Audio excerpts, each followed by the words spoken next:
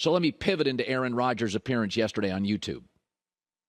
His words, he went into the retreat. His words, not mine. 90% sure he was going to retire.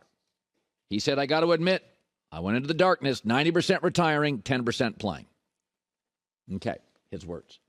He was also surprised, his words, that when he came out, Green Bay had decided, you know, we're going to go with Jordan Love. Let's make a trade happen for you. And he was surprised by that. His words. How could you be surprised by that? If you're the most important person in your world.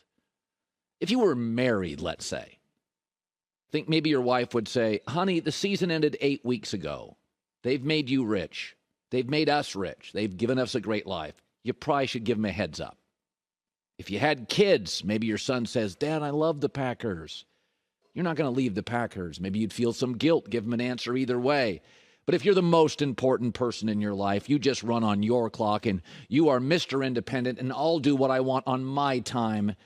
And Aaron thinks he's the smartest adult, and I'm questioning this morning if he's an adult.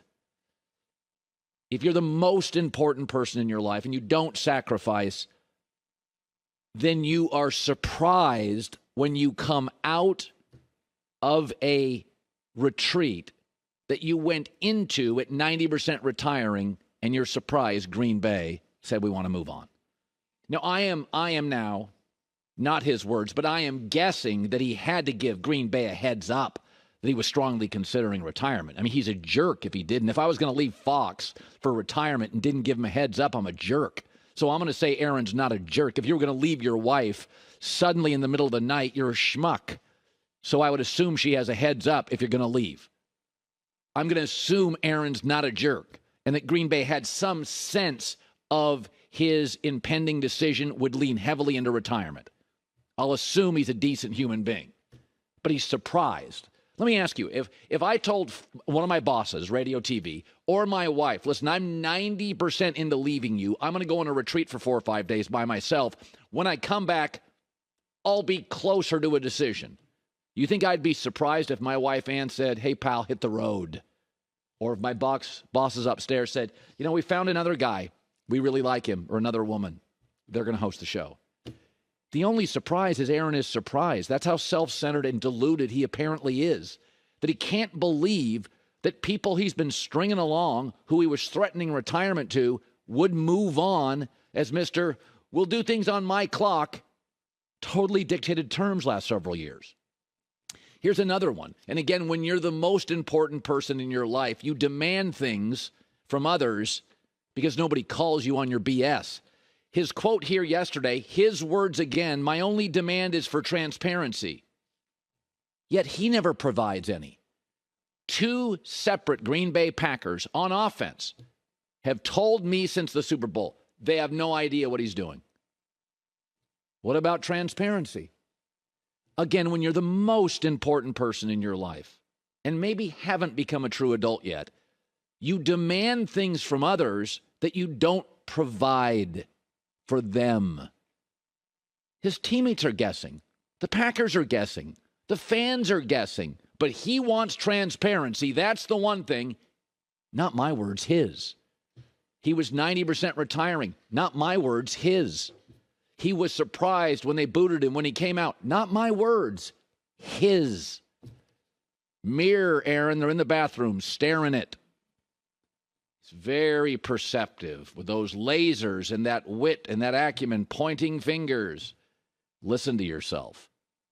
90% retirement going in, and surprised when Green Bay said, hit the road, champ.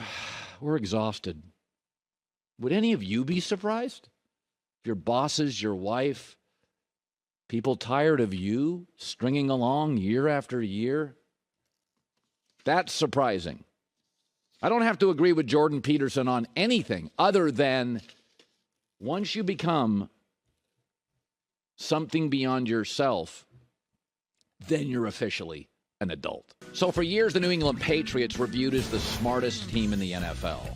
on the field, off the field, during the season, off season. They were just smarter than everybody else. We never viewed them as the most talented team. Those Randy Moss teams actually never won a Super Bowl. Those were arguably their most talented teams, I thought. But they were always smart. The way they worked the cap, the way they didn't have to draft guys in the first or second round, but always had great offensive lines. Maybe now the Kansas City Chiefs have become that. So I've been banging on the Patriots for 3 years that they're tone deaf offensively. They have no sensibility. They don't get it. That was obviously clear last year when they made a defensive coordinator the offensive coordinator. Bill Belichick is all defense all the time, has no feel at all for offense. So JuJu Smith-Schuster, the Pittsburgh Steelers, a stable organization that has always been willing, Mike Tomlin, to deal with some drama, AB, Big Ben for years, Le'Veon Bell. They bailed on JuJu, the TikTok king. They bailed on him. Too silly, too immature. The Chiefs smartly said, well, you're talented. We'll bring you in for a one-year deal. We won't pay you, but we'll give you a incentive-laden contract. Like $7.5 million was just incentives. $2.5 million was actual salary. They didn't pay him anything. What did he do? He was productive. He played with urgency. He was very good. So did the Chiefs re-sign him? Hell no. Let him walk. The Patriots stepped in to give him a 3-year deal.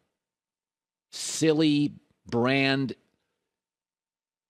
loyal, TikTok-obsessed JuJu Smith-Schuster. This is the kind of deal the Patriot fans would have laughed at years ago, other teams being the sucker. It was New England that would use a distracted player with talent for a year, get the most out of him, always move off guys right before they were a pain in the butt. The Chiefs use JuJu, pay him nothing, all bonuses. He hits on a lot of them, then say, see ya, great. We're gonna go draft guys that are really into football. And the suckers come roaring down the street in New England, totally out of touch offensively, and give distracted JuJu Smith-Schuster. He can't separate. He's a number 3 receiver. That's what he is. By the way, simultaneously letting go of their own player, undrafted Jakobi Meyers. So last year, look at the numbers. JuJu Smith-Schuster, that's with Andy Reid, a real offensive coordinator, and Patrick Mahomes, put up numbers that were identical to Jakobi Meyers. And they bailed on Jakobi Meyers, who did nothing but work hard, totally focused, not into TikTok, not into his brand, just into being a great NFL player. They bailed on that and signed the constantly, perpetually, habitually distracted JuJu Smith-Schuster. Patriots, you laughed at teams that did that years ago. You laughed at them. You rolled your eyes. Suckers is what they were. When you look around the poker table and you can't find the mark, you're the mark. New England's now the mark at the poker table.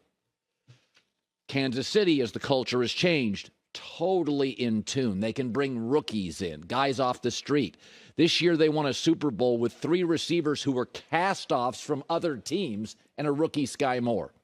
Hi, everybody. Thanks for watching. Subscribe here to get the latest from the show. Also, be sure to check out more of the best clips from The Herd or go watch a few segments from other shows on FS1.